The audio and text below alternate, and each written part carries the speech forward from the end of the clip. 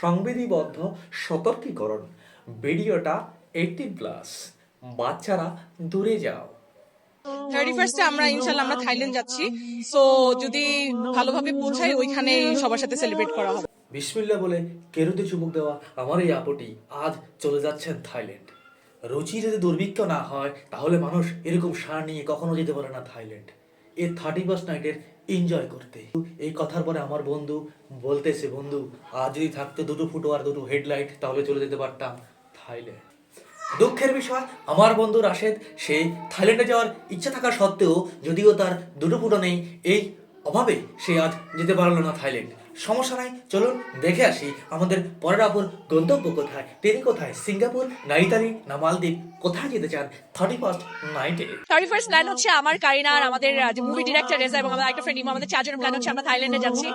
So আমাদের ব্যাপারটা হচ্ছে আমাদের অলওয়েজ হালাল 31st হয়, বিকজ নান অফ আস আর ড্রিঙ্কার্স, আমরা কোনো কিছুই করি না। ইয়াল্লা হাবিবি কনফার্ম জান্নাতি তিনিও যাচ্ছেন থাইল্যান্ড। আমি ভেবেছিলাম একটি ষাঁড়, এখন দেখছি না দুটি ষাঁড়।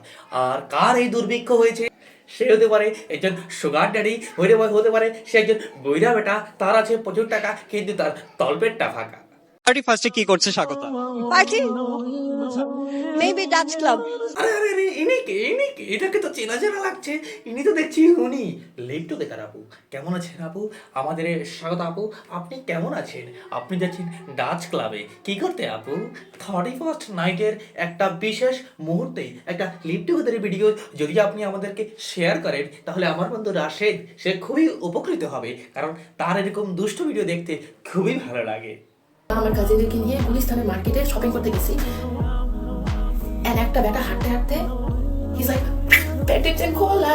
দুঃখের বিষয় এই আপুটার প্যান্টটা পরাই ছিল। একটা দুষ্ট লোক একটা শীষ মেরে দিয়ে বলছিল, আপু আপনার প্যান্টের চেইন খোলা। আমি নিশ্চিত সেখানে যদি আমার বন্ধু রাশেদ থাকতো সে শীষ দিয়ে বলতো, আপু আপনার প্যান্টটাই খোলা।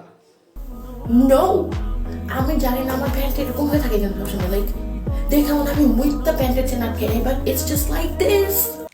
দর্শক আমি ভুল করে ফেলেছি। আমি ফার্স্টে ভেবেছিলাম তিনি একজন শাহবাগী আপু, না এখন দেখি তিনি একটা বিচিওয়ালা আপু, কারণ তিনি প্যান্টের চেন খুলে হিসু করেছিলেন, তারপরে হয়তো ভুলে গিয়েছিলেন প্যান্টের চেন লাগাতে। আসলে আমি সরি ভাই, আমার মন হচ্ছে এত বড়, মানে এত বড় যে আমি আমার এই আপুটির মনটা এত বড় যে তিনি মনের একটু উপরে ডলতে ডলতে বলতেছিলেন যে তার মনটা কত বড় তিনি আসলে মন না দিয়ে থাকতে পারেন না, যেই চান আপুর মনটা নিতে পারেন।